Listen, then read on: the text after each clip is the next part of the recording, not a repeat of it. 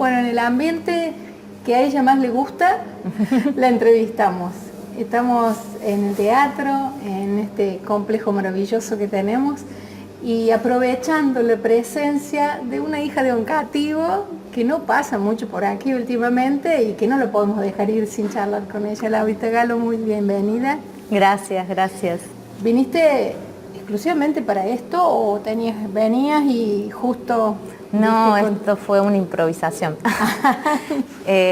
No, yo estoy de paso, digamos, visitando a mi familia en Oncativo y justo cada vez que hay alguna actividad acá en el complejo cultural yo vengo, digamos, esta fue mi casa mucho tiempo, me formé acá, di clases de teatro acá y bueno, cada vez que vengo y tengo la oportunidad comparto las actividades que haya. Decimos Laura Galo y es un nombre que en aquellos que hemos seguido la trayectoria de la gente del teatro local, siempre la relacionamos. Es así. ¿Cuánto hace que te fuiste? Va a ser 5 años que me fui a vivir a Tras las Sierras. Y bueno, antes de eso estuve acá, un poco en Córdoba, porque estudié en Córdoba, teatro también. Pero siempre me dediqué de diferentes formas a lo artístico y específicamente lo teatral.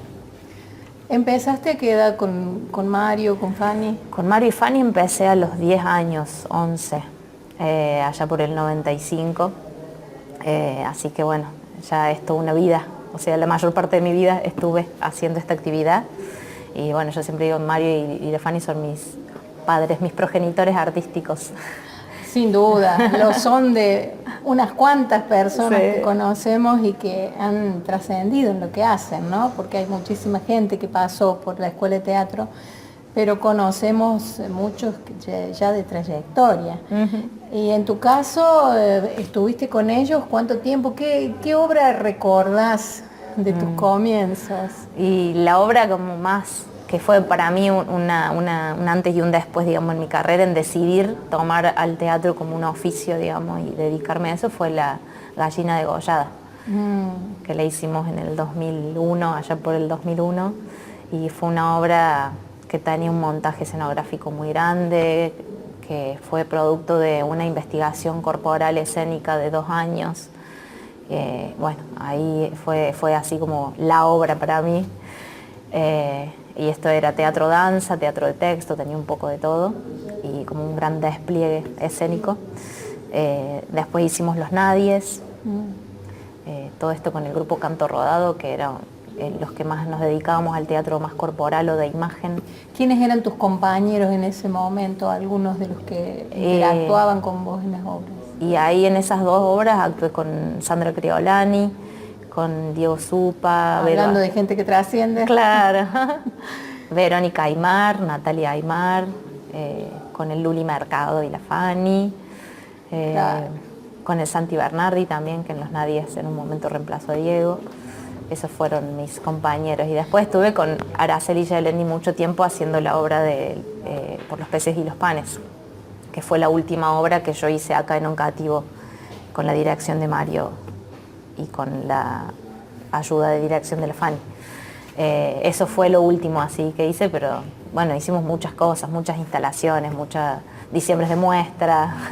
¿Te tocó algunas de las salidas porque han hecho viajes, han participado en distintos escenarios en lugares muy distantes? ¿Te tocó alguno de esos? Sí, fuimos en el 2009 Por los peces y los panes a Venezuela.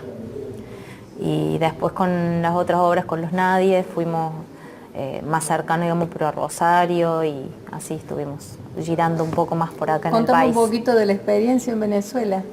Bueno, lo de Venezuela fue como inesperado en su momento porque fue resultado de otro contacto que tuvimos con la obra de Los peces y los panes por la temática que abordaba, que es la historia de las 2 monjas desaparecidas en la época de la dictadura militar. Una historia muy fuerte. Una historia muy fuerte que pudimos llevar al teatro danza, y bueno, eso hizo que llegara muy positivamente en el público y que pudiéramos participar en varios circuitos de festivales y recibimos algunos premios provinciales y del circuito del Instituto Nacional de Teatro. Y dentro de eso conocimos a Claudia, una amiga de Carlos Paz que se dedica también al teatro, y ella ya venía yendo al Festival de Venezuela, de Caracas. Y bueno, ella nos hizo el contacto con la gente de Venezuela, mandamos nuestra obra, el video, y bueno, les gustó de lo que se trataba, y bueno, y así nos llamaron. Y en octubre del 2009 fuimos las que iniciamos, digamos, las idas a Venezuela, porque después Mario siguió yendo con varias obras más a ese mismo festival. Esa fue la primera salida así que tuvimos como significativa, y la verdad que fue una experiencia maravillosa. Estuvimos 20 días viendo obras de otros lugares, actuando en varios lugares, conociendo un país hermoso y soñado paisajísticamente. Así que, y en ese momento, bueno, también yo estaba en organizaciones sociales de acá, entonces también me interesaba mucho el proceso en el que estaba el país en ese momento, políticamente hablando. Digo esto porque hoy está en una situación bastante crítica. Cambió mucho el panorama de aquel momento hasta ahora. Así que bueno, fue una experiencia maravillosa esa, y de mucho crecimiento. El reconocer que a lo largo del tiempo, el camino recorrido por estas obras de teatro que han ido instalando desde lo que es la escuela, siempre se ha caracterizado por el compromiso social y el no desconocer la realidad del entorno, ¿no? Sí, en general eso lo sí. hace llegar mucho. Sí, yo creo, siempre digo que el teatro tiene la maravillosa magia del aquí y ahora, o sea, del presente y de ese momento ritual en que como actores, actrices, ofrendamos nuestro trabajo a un público que se predispone a compartir ese ritual, y ese cara a cara hace que el teatro sea contundente y que el mensaje que uno lleva, más allá de las palabras, porque yo muchas de las obras que he hecho, por no decir la gran mayoría, han sido de teatro danza o de imagen más que de palabra. Sin embargo, logra como llegar, conmover, meterse adentro de ese, digamos, cuerpo emocional de las personas y conectar el mensaje desde ese lugar, y en eso me parece que es una herramienta contundente, social, digamos. Y siempre me gustó pensarlo desde ese lugar o trabajarlo desde ese lugar. ¿Y cómo fue que dejaste Oncativo? Bueno, la ida de Oncativo fue en realidad como la consecuencia de un proceso anterior en el que veníamos con mi compañero. Salimos de viaje por Latinoamérica, estuvimos mucho tiempo en las organizaciones sociales ambientales, trabajando acá en Vecinos Autoconvocados por un Ambiente Sano, en Córdoba en una organización que se llama Paren de Fumigar. Y bueno, esa energía de la militancia también fue como muy fuerte, y salimos a viajar, y en el viaje encontramos una forma, digamos, de abordar esa otra alternativa de producción de vida sana y ecológica que queríamos. Y ahí descubrimos la permacultura, que es una ciencia de diseño holístico y ecológico. Nos formamos como diseñadores y volvimos a Oncativo, y bueno, es larga la historia, pero dimos un curso acá, y un vecino de Oncativo, que ahora es un amigo, hermano del alma nuestro, nos ofreció ir a vivir a Tras la Sierra en un proyecto en su campo. Y así fue como nos fuimos, hace 5 años. De modo que lo podamos entender, Sí. Los que no sabemos nada del tema, ¿de qué se trata lo que hacen? La permacultura es una ciencia que nació en los años 70 de la mano de 2 ecólogos, y que lo que plantea es poder diseñar el espacio de forma autosustentable, y permacultura es la asociación de la palabra cultura permanente. Entonces estos ecólogos empiezan a estudiar y a darse cuenta de que el mundo estaba yendo en un ritmo y en una dirección donde lo que estábamos haciendo era desarrollar una cultura impermanente, no pensando en las generaciones futuras, agotando todos los recursos, administrándolos de manera nociva.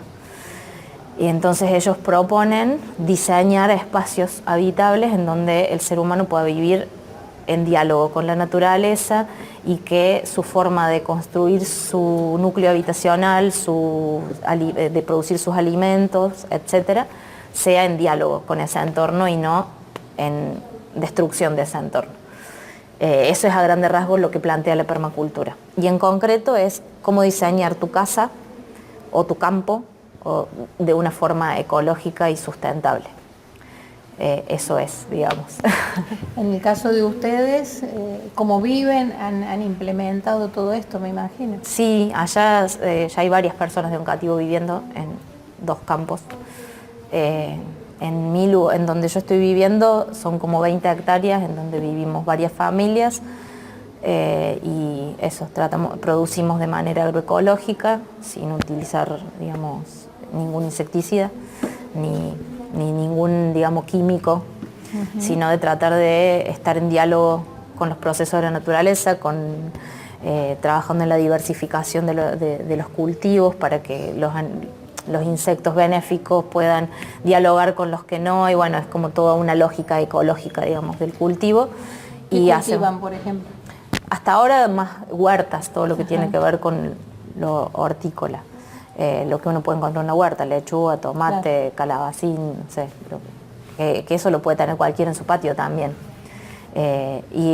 La idea es como ir creciendo en producciones sanas, y después hacemos nuestras casas, son de barro, básicamente de adobe o de quincha, distintas técnicas que hay de bioconstrucción, que es toda una corriente de construcción que retoma, digamos, la sabiduría de nuestros pueblos ancestrales que construían de esa manera, y bueno, se meten algunas otras refinamientos más modernos, pero básicamente es eso, hacemos casas que son bioclimáticamente positivas, que podemos estar ahí adentro sin utilizar demasiada calefacción ni demasiada refrigeración, sino que por la forma en que están construidas, la orientación que tienen y los materiales de las paredes y del techo, se puede prescindir de usar mucha energía para sostenerlas climáticamente. Adobe, me imagino que lo trabajan de alguna manera en particular, uno lo piensa y dice, esto no sería muy seguro, digamos. Hay toda una lógica, sí, claro que lo es. Hay toda una lógica, además dentro de la bioconstrucción hay un mundo entero muy variado. Para el quien le interesa, como el hombre, digamos, que está más identificado con estas técnicas en Argentina, se llama Pello Belanco. Se lo puede encontrar en YouTube, tiene un video que se llama El barro, las manos y la casa. Y él desarrolla en ese video infinidad de técnicas de bioconstrucción. Y con eso demuestra, además, que no solo es climáticamente mejor que el cemento, por ejemplo, sino que es muy seguro a nivel constructivo. De hecho, en el mundo, si miramos hacia atrás y vamos sobre todo a Medio Oriente, esos lugares donde hay culturas muy antiguas, hay casas de miles de años que son de barro. Porque el cemento es algo que es muy cercano a nuestra época, digamos, no tiene tanto tiempo. Pero las construcciones en barro son desde siempre. Y en las técnicas que hacemos nosotros es como que hay una estructura autoportante que son postes, o sea, y techo, eso es la estructura principal y todo eso está bien asegurado, y después las paredes se van uniendo toda esa estructura. Y hay muchas técnicas, una es el adobe y otra es la quincha, que es una técnica que es con paja y barro, todo después revocado, o sea, las casas vos las ves de afuera y es igual que cualquier casa. Claro. Lo que cambia es la sensación de estar adentro de esas casas y lo que te genera, digamos, en términos de salubridad, porque son casas, eso, en el invierno muy cálidas, que las podés calentar con muy poca energía, y en el verano son muy frescas y también con poca energía las vamos refrescando, y además estamos en el desarrollo de tecnologías nuevas. Mi compañero es ingeniero y por ahí él está como más fanatizado con eso, y en mi casa, por ejemplo, tenemos un aire acondicionado natural. ¿Cómo sería? El tratamiento de aguas que tenemos en casa es con una fitodepuradora, que es un lecho de piedras y plantas donde decanta el agua, las plantas van purificando esa agua y cae en un estanque, y abajo de eso hay un sistema de cañerías que entra a la casa, y como está fresco ahí abajo, el aire que entra es fresco. Entonces ahí suena a oasis, yo no sé, a una cosa muy, muy utópica, muy y me imagino que esto cuesta que trascienda porque, bueno, el tema económico está de por medio. Sí, obviamente en Argentina en todos lados en realidad. La otra forma, la de la cultura impermanente, trascendió mucho, es la que maneja todos nuestros sistemas económicos, desde las formas de cultivo hasta las formas de construcción. Entonces, en un momento se defenestró mucho la construcción de barro. De hecho, se hizo una campaña que es de desranchar los campos, bajo la consigna de que, por ejemplo, la vinchuca está asociada directamente con los ranchos. Y en realidad, vos decís casa de barro y todo el mundo en el imaginario trae un rancho. Sí. Pero bueno, eso era una forma en que nuestros abuelos lo hacían, que no está mal porque también hay una falta de información en dónde anidan ese tipo de animales que pueden ser perjudiciales para la salud, en cualquier casa que esté en malas condiciones y que tenga huecos para que esos animales aniden. Si vos tenés una casa, sea de barro o de cemento, en esas condiciones vas a atraer eso. Si la tenés, no es en sí mismo el barro. No es el barro, no es. O sea, tiene que ver con... En nuestros ranchos de nuestros abuelos ancestros había un plus de eso, que eran que los techos eran de paja, ponele, y que también eran como un nido. Pero las casas que ahora se hacen de bioconstrucción son comunes, o sea, no es algo estrambótico. ¿El techo de qué está construido? Nuestro techo es de madera, tiene un aislante entre la madera y la chapa de paja, cal, para que no aniden ahí los bichos, y es eso. Entonces vos por dentro ves un techo de madera, de machimbre, como en un montón de otras casas, digamos. Y las paredes están revocadas y vos ves una pared de color, igual que acá. No cambia eso. Pero bueno, también la industria del otro tipo de construcción ha defenestrado mucho ese tipo de construcciones. Bueno, y es como una elección de vida que está creciendo en estos momentos. Sobre todo en esto, en nuestras generaciones, digo, no sé, desde los 30. De sí. lo que representa, ¿no? Tomar conciencia de la destrucción que ya se ha realizado. Sí, y hay como una vuelta a la vida rural también. En la zona donde vivimos nosotros, que es en Tras la Sierra, en estos últimos 5 años, que coincide con el tiempo en que nosotros nos fuimos, hay muchas familias como nosotros que se han ido a ese tipo de lugares, a vivir en el monte, en contacto con la naturaleza. El monte de allá es muy parecido al monte que había acá.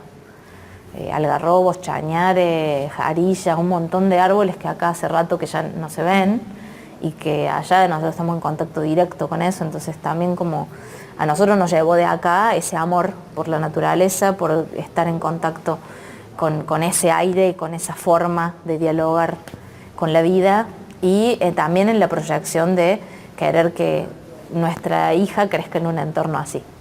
Eso fue, digamos, y eso es lo que impulsa a muchos a buscar esa vida. ¿Edad de la niña? 3 años y medio. ¿Cómo sí. se llama? Arandú. ¿Qué significa? Porque seguro fue por el significado del nombre. Sí, Arandú es un nombre guaraní que significa sabia e inteligente. Pero en realidad, bueno, el nombre llegó así por un sueño y bueno, fue como que entendimos que era ese el nombre. Después buscamos el significado y nos gustó y bueno, y habla mucho de ella. Es muy importante el nombre. Sí, claro que sí. Marca demasiado. Sí. Es real y lo que los padres desean para ella también. Sí. Es algo que va abriendo caminos, ¿no? Para una vida, así como el nombre lo marca.